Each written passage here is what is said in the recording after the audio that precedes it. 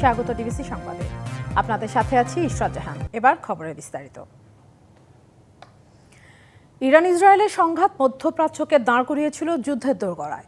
তবে সংঘাত ছড়িয়ে পড়ার ঠিক আগ মুহূর্তে তা থামাতে সক্ষম হন মার্কিন প্রেসিডেন্ট ডোনাল্ড ট্রাম্প।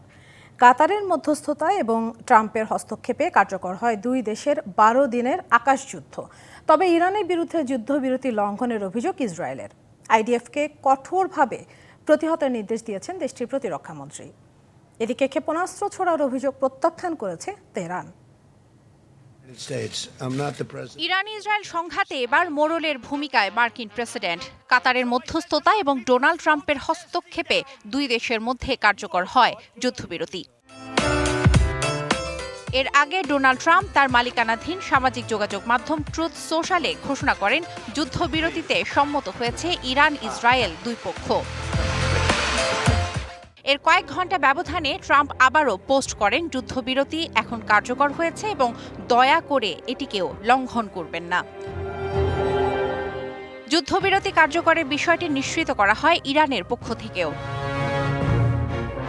ইরান ইসরায়েলের হামলা পাল্টা হামলা, ইসরায়েলের হয়ে যুক্তরাষ্ট্রের অংশগ্রহণ ও ইরানের পারমাণবিক স্থাপনা লক্ষ্য করে মার্কিন হামলা, পাল্টা জবাবে মধ্যপ্রাচ্যের 4 মার্কিন ঘাঁটিতে হামলা, একের পর এক এমন হামলায় বড় যুদ্ধের দ্বারপ্রান্তে যখন মধ্যপ্রাচ্য, ঠিক তখনই এর রাশ টেনে ধরলেন ট্রাম্প। মার্কিন প্রেসিডেন্টের এমন মধ্যস্থতায় অবশ্য পাল্টাপাল্টি দাবি করেছে দুই পক্ষ। ট্রাম্পের দাবি, ইরান ও ইসরায়েলের যুদ্ধ বন্ধের আহ্বানে সাড়া দিয়ে যুদ্ধবিরতির মধ্যস্থতা করেছেন তিনি। তবে ইরানের রাষ্ট্রীয় গণমাধ্যমে বলা হয়, ট্রাম্পের কাকুতি মিনতিতেই যুদ্ধবিরতিতে সম্মত হয়েছেন তারা। চলতি মাসের 13 তারিখে ইরানে ইসরায়েলের হামলা দিয়ে শুরু হয় সংঘাত। এরপর ইরানের একের পর এক ক্ষেপণাস্ত্র হামলায় বিপর্যস্ত হয়ে পড়ে ইসরায়েল। ঘটে হতাহতের ঘটনা, ধ্বংসস্তূপে পরিণত হয় ইসরায়েলের সাজানো শহর। অন্যদিকে ইসরায়েলের হামলায় এ পর্যন্ত 10 জন পরমাণু বিজ্ঞানী হারিয়েছে ইরান। শোভন শাহমিন দিশা, ডিবিসি নিউজ ডেস্ক। মধ্যপ্রাচ্যের 4 দেশের আকাশসীমা বন্ধের প্রভাব পড়েছে বাংলাদেশেও। সাময়িকভাবে তাদের আকাশসীমা বন্ধ করে দেয়ায় বিপাকে পড়েন প্রবাসী সহ বিভিন্ন রুটের অসংখ্য যাত্রী। আর তাই বিমানবন্দরে ভোগান্তিতে হাজারো যাত্রী। তবে আকাশসীমা খুলে দেবার পর এখন চলছে শিডিউল অনুযায়ী ফ্লাইট চলাচল। ইরান ইসরায়েলের সংঘাতের জেরে কাতার, সংযুক্ত আরব আমিরাত, কুয়েত ও বাহরাইনের আকাশে একের পর এক ক্ষেপণাস্ত্রের ফুলকি। নিরাপত্তার জন্য তাই এসব দেশের আকাশসীমা সাময়িকভাবে বন্ধ করে দেয় কর্তৃপক্ষ। এই ঘটনায় ঢাকা থেকে ওই গন্তব্যসহ বিভিন্ন দেশে পরিচালিত কিছু ফ্লাইটের সময়সূচির পরিবর্তনে বাধে বিপত্তি। তবে সকালের আগেই আকাশসীমা খুলে দেওয়ার ঘোষণা এলেও হযরত শাহজালাল বিমানবন্দরে মধ্যরাত থেকেই অপেক্ষমান যাত্রীদের ভিড়। ঘন্টার পর ঘন্টা অপেক্ষা কাঙ্ক্ষিত ফ্লাইটের জন্য। স্বাভাবিক তো মনে করেন যদি হয়ে যায় তাহলে তো আলহামদুলিল্লাহ, না হলে তো কিছু করার নেই। ইনফরমেশন দেওয়া হয়েছে, আর যাদেরটা খোলা আছে তাদেরকে তো ব্যবস্থা করে দেওয়া উচিত, তাই না? আমরা আইসাও শান্তি পাবো না, যাইও শান্তি পাবো না, কোনো আমাদের প্রবাসীকেও কোনো দাম হয় নাই। ফ্লাইটগুলো বাতিলের পর কিছু এয়ারলাইন্স যাত্রীদের ঢাকার বিভিন্ন হোটেলে রাখলেও অধিকাংশ যাত্রী ছিলেন বিমানবন্দর প্রাঙ্গণে। আবার অনেকেই পাননি ফ্লাইট রিশিডিউলের বার্তা। নতুন করে টিকিট দিল, তো ওই টিকিটটা আমরা ডাউনলোড করে নিয়ে এখন আসছে। সৌদির ফ্লাইটগুলো তো বাতিল হয় নাই, তাহলে দেখেন এদেরকে কোনো শৃঙ্খলা নাই, কোনো কিছু নেই। আমি মনে হয় 1 ঘন্টার উপরে এখানে খাড়া দিছি। আমাদের সময় আছে মাত্র 3 ঘন্টা। 3 ঘন্টার মধ্যে আমরা কি ভিতরে যাইতে পারবো কিনা এটাও এখনো গ্যারান্টি নেই। অধিকাংশ ফ্লাইট নতুন শিডিউলের কাজ চলছে জানিয়ে বিমানবন্দর কর্তৃপক্ষ সবাইকে নিজ নিজ এয়ারলাইন্সের সাথে যোগাযোগ রাখার আহ্বান জানিয়েছে। সংশ্লিষ্ট এয়ারলাইন তাদেরকে জানিয়ে দিয়েছে এবং আমি যতটুকু জানি তাদেরকে ওই কমিউনিকেশনের মাধ্যমে তাদেরকে আবার পুনরায় শিডিউলের ব্যাপারে বলেছে। তো আমার অ্যাকচুয়ালি এয়ারপোর্টের ভিতরে কোনো হিউম্যান ক্রাই এরকম কিছু হয়নি। যাত্রীদের এই অসুবিধার জন্য দুঃখ প্রকাশ করেছে বিমানবন্দর কর্তৃপক্ষ। Sultana Swarna, DBC news, Dhaka. July আগস্টের মানবতা বিরোধী অপরাধ মামলায় সাবেক প্রধানমন্ত্রী শেখ হাসিনা ও সাবেক স্বরাষ্ট্রমন্ত্রী আসাদুজ্জামান খান কামালের পক্ষে স্টেট ডিফেন্স নিয়োগের নির্দেশ দিয়েছে ট্রাইব্যুনাল। অভিযোগ গঠনের শুনানি হবে 1 জুলাই। এছাড়া গুমের মামলায় শেখ হাসিনা ও জিয়াউল হাসানের বিরুদ্ধে 2 মাসের মধ্যে তদন্ত প্রতিবেদন দিতে বলেছে ট্রাইব্যুনাল। জুলাই আগস্টের গণ অভ্যুত্থানে আইনশৃঙ্খলা বাহিনীর নির্মমতায় প্রাণ হারান প্রায় 1400, যাদের 12 থেকে 13% শিশু। গত 16 জুলাই থেকে 5 আগস্ট পর্যন্ত সারা দেশে সংগঠিত মানবতা বিরোধী অপরাধের প্রধান আসামি হিসেবে সাবেক প্রধানমন্ত্রী শেখ হাসিনার বিরুদ্ধে গেল 1 জুন আনুষ্ঠানিক অভিযোগ দেয় প্রসিকিউশন। এই মামলায় আসামি করা হয় সাবেক স্বরাষ্ট্রমন্ত্রী আসাদুজ্জামান খান কামাল এবং সাবেক আইজিপি চৌধুরী আব্দুল্লাহ আল মামুনকে। পলাতক হিসেবে শেখ হাসিনা ও কামালকে 24 জুনের মধ্যে আত্মসমর্পণের নির্দেশ দিয়ে গত 17 জুন পত্রিকায় বিজ্ঞপ্তি দেয় ট্রাইব্যুনাল। তবে এখনো সাড়া দেয়নি দুই আসামি। মঙ্গলবার তাদের পক্ষে স্টেট ডিফেন্স নিয়োগের নির্দেশ দিয়ে অভিযোগ গঠনের শুনানির দিন ঠিক করে ট্রাইব্যুনাল। আসামি ছিলেন বা আছেন এই মামলায় সাবেক প্রধানমন্ত্রী শেখ হাসিনা, সাবেক স্বরাষ্ট্রমন্ত্রী আসাদুজ্জামান কামাল এবং সাবেক আইজিপি চৌধুরী আব্দুল্লাহ আল মামুন। পত্রিকা পেপার পাবলিকেশন হয়েছে, পত্রিকা বিজ্ঞপ্তি নথিতে সামিল হয়েছে। ইতিমধ্যে tribunal honourable tribunal state defence নিয়োগ করবেন, তারপর 1 জুলাই চার্জ হিয়ারিং হবে।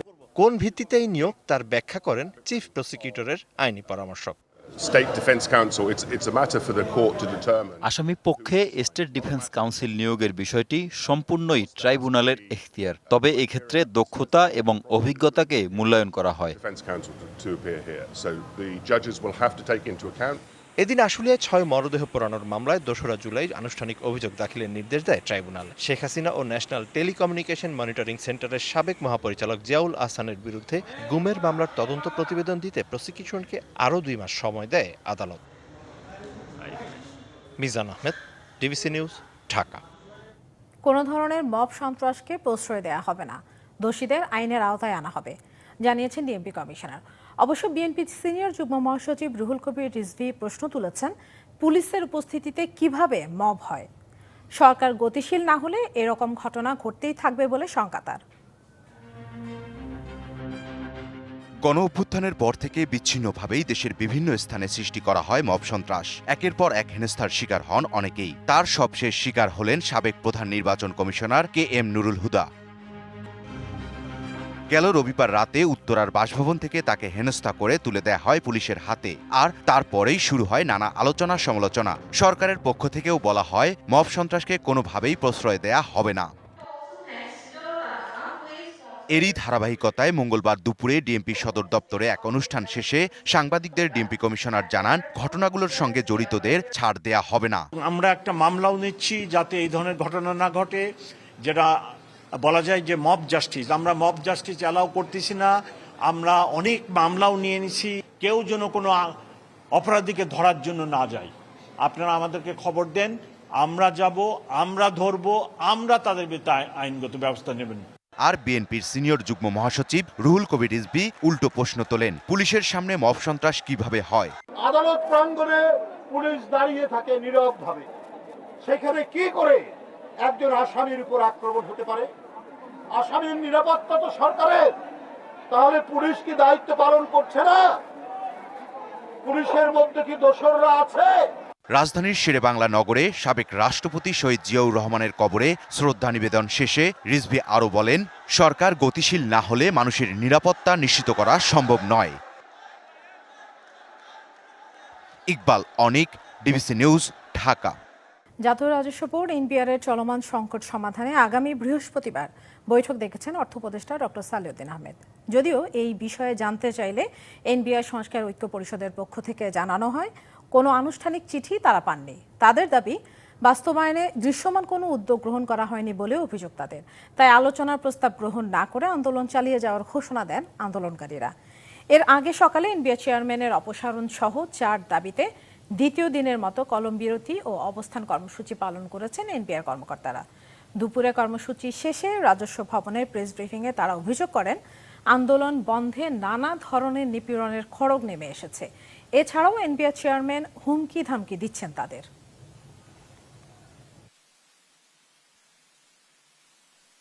রাজস্ব নীতি প্রণয়নের লক্ষ্যে আলাদা একটি বিশেষায়িত প্রতিষ্ঠান গঠন করা এবং প্রয়োজনীয় সকল সংশোধনের পূর্ব পর্যন্ত জারিকৃত অধ্যাদেশটি কার্যকর করা হবে না মর্মে সিদ্ধান্ত গ্রহণ করে বিভিন্ন ষড়যন্ত্রমূলক কর্মকাণ্ডের মাধ্যমে রাজস্ব ব্যবস্থা সংস্কারের পরিবেশ বিনষ্টকারী সরকারের মেনে নেওয়া দাবি একরকম অস্বীকার করে এনবিআর বিলুপ্তির পায়তারা করার ষড়যন্ত্রকারী সরকারকে বিভিন্ন ভুল তথ্য দিয়ে এনবিআর সংস্কার ঐক্য পরিষদের সাথে সরকারের দূরত্ব সৃষ্টির অপচেষ্টাকারী। এনবিআর কে একটা কমপ্লিট টিম ওয়ার্কের মাধ্যমে এগিয়ে নিয়ে যাওয়া হবে। সেটা তো করা হয়নি, বিস্তারিত শুনেছেন। আমাদের উপর নেমে এসেছে দমন নিপীড়নের খড়গ। এই 100 বছরের পুরনো প্রতিষ্ঠানকে রক্ষার জন্য এগিয়ে এসেছেন, তাদেরকে স্ট্যান্ড রিলিজ করেছে, একদিনের নোটিশে তাদেরকে পাঠিয়ে দেওয়ার পায়তারা করেছে। সিলেটের সীমান্তবর্তী এলাকায় বালু ভর্তি ট্রাক থেকে বিপুল ভারতীয় চোরাই পণ্য জব্দ করেছে বিজিবি। এ বিষয়ে আরও জানাতে 48 বিজিবি সদর দপ্তর থেকে আমাদের সাথে যোগ দিচ্ছেন সহকর্মী প্রত্যুষ তালুকদার। আসলে সিলেটের হরিপুরের নিকট একটি স্থান থেকে কিন্তু আজকে এইসব চোরাচালান পণ্য আটক করা হয়েছে। তো আমরা এখানে এসেছি। এখন পর্যন্ত আসলে যে বিষয়টি আমি জানাতে চাই যে একটি ট্রাকে তার বালু ভর্তি ট্রাক থেকে কিন্তু এখানে আসলে এই পণ্যগুলো উদ্ধার করা হয়েছে। অর্থাৎ আমি একটু ট্রাকটি দেখাতে চাই। এই ট্রাকে আসলে এই যে কসমেটিক্স পণ্য আমরা দেখতে পাচ্ছি এখন, এবং বিভিন্ন ধরনের মেডিসিন, এছাড়াও আরো বিভিন্ন রকম পণ্য রয়েছে যেগুলো আসলে সচরাচর প্রায় প্রতিদিনই সিলেটের বিভিন্ন সীমান্ত থেকে এগুলো আসলে উদ্ধার করা হচ্ছে। তো আজকে যৌথ বাহিনীর অভিযান আমরা যতটুকু জানতে পেরেছি বিজিবির সাথে আসলে সেনা সদস্যরাও ছিলেন। তো আমরা একটু জানার চেষ্টা করব এখানকার যারা কর্মকর্তা রয়েছেন, 48 বিজিবির সিও নাজমুল হক। আচ্ছা, আপনি একটু বলবেন আজকের এই যে বিশাল একটি চালান আসলে আপনারা উদ্ধার করেছেন, আসলে এটা কিভাবে হলো, আর এখানে আসলে মূলত কি কি জিনিস এখন পর্যন্ত আপনারা পেয়েছেন? এখন পর্যন্ত আজকে আমরা যে বড় চালানটা পেয়েছি এটা অভিনব উপায়ে আপনারা দেখতে পাচ্ছেন যে এখানে একটা ট্রাকের ভিতরে তারা লোড করেছিল বিভিন্ন ধরনের কসমেটিক্স আইটেমস। এর মধ্যে আছে বিভিন্ন ফেস ওয়াশ, তারপর ক্লবজি ক্রিম এবং স্কিন শাইন ক্রিম কিছু আছে। এটা অভিনব উপায়ে তারা এটা যেটা করেছিল, ট্রাকটা লোড করে এটার উপরে বালি দিয়ে এটা ঢেকে আমাদের চোখে ফাঁকি দিয়ে তারা এটা নিয়ে যেতে চাচ্ছিল। তো বেসিক্যালি এই আইটেমগুলো বাদেও আমাদের অন্যান্য আরও অনেক আইটেম ছিল যেগুলো সীমান্তে ধরা পড়েছে। ভারতীয় শাড়ি, এছাড়াও চিনি, তারপর বাংলাদেশ থেকে পাচার হওয়া শিং মাছ, এগুলোও আজকে ধরা পড়েছে। অসংখ্য ধন্যবাদ। আমরা হয়তো কিছুক্ষণ পর জানতে পারবো পরিমাণটা কি আসলে। আর ধন্যবাদ। নিশ্চয়ই শুনছিলেন একটা বিশেষ পদ্ধতিতে, অর্থাৎ এই ট্রাকের মধ্যে বালি রেখে বালির নিচে কিন্তু পুরো ট্রাক ভর্তি এইসব চোরাই পণ্য ছিল। বিভিন্ন রকমের ক্রিম রয়েছে, প্রসাধনী সামগ্রী রয়েছে, এবং এছাড়াও আজ জৈন্তাপুরের বিভিন্ন সীমান্তবর্তী এলাকায় কিন্তু শাড়ি সহ বিভিন্ন পণ্য, চোরাই পণ্য উদ্ধার করছে বিজিবি। তো বিজিবি বলছে আসলে কিছুক্ষণের মধ্যে আসলে কি পরিমাণ সেটি তারা একটি আনুমানিক ধারণা দিতে পারবে, এবং তাদের যে অভিযান রয়েছে প্রতিদিনই প্রায় তারা বিভিন্ন চোরাই পণ্য উদ্ধার করছে। তো এই ধরনের অভিযান কিন্তু তারা অব্যাহত রেখেছেন এবং চোরাচালান বন্ধে তারা সতর্ক অবস্থানে রয়েছেন। এই ছিল আপাতত সিলেটের বিজিবির চোরাই পণ্য উদ্ধার অভিযানের সর্বশেষ খবর। ধন্যবাদ প্রত্যুষ। বিডিআর হত্যাকাণ্ডের সময় চাকরিচ্যুত বাহিনীটির সদস্যরা 3 দফা দাবিতে আন্দোলন অব্যাহত রেখেছেন। আজ সচিবালয়ে 10 সদস্যের প্রতিনিধি দলের সাথে বৈঠক করেছেন স্বরাষ্ট্র উপদেষ্টা মোহাম্মদ জাহাঙ্গীর আলম চৌধুরী। এর আগে ক্ষতিগ্রস্ত ও চাকরিচ্যুত বিডিআর সদস্যদের পুনর্বাসনের দাবিতে সকালে শাহবাগ জাতীয় জাদুঘরের সামনে অবস্থান কর্মসূচি পালন করেন তারা। দাবি না মানলে প্রধান উপদেষ্টার বাসভবন যমুনা ঘেরাওয়ের হুমকি দিয়েছেন আন্দোলনকারীরা। এতে শাহবাগ মোড়ে সড়কের আশপাশের যান চলাচল বন্ধ হয়ে যায়। পরে আন্দোলনকারীদের সরিয়ে সড়কে যান চলাচলের কাজ করছে আইনশৃঙ্খলা বাহিনী। সিলেটের জৈন্তাপুর ও সুনামগঞ্জের ছাতক সীমান্ত দিয়ে 39 জনকে এবং লালমনিরহাটের পাটগ্রামের বাউড়া সীমান্ত দিয়ে 7 জন সহ মোট 46 জনকে পুশিন করেছে ভারতীয় সীমান্তরক্ষী বাহিনী বিএসএফ। 48 বিজিবির অধিনায়ক লেফটেন্যান্ট কর্নেল নাজমুল হক জানান, সিলেটে ভোররাত থেকে সকাল পর্যন্ত এসব পুশিনের ঘটনা ঘটে। এদের মধ্যে 3টি পরিবারের নারী, পুরুষ, শিশু সহ 19 জন সদস্য রয়েছেন।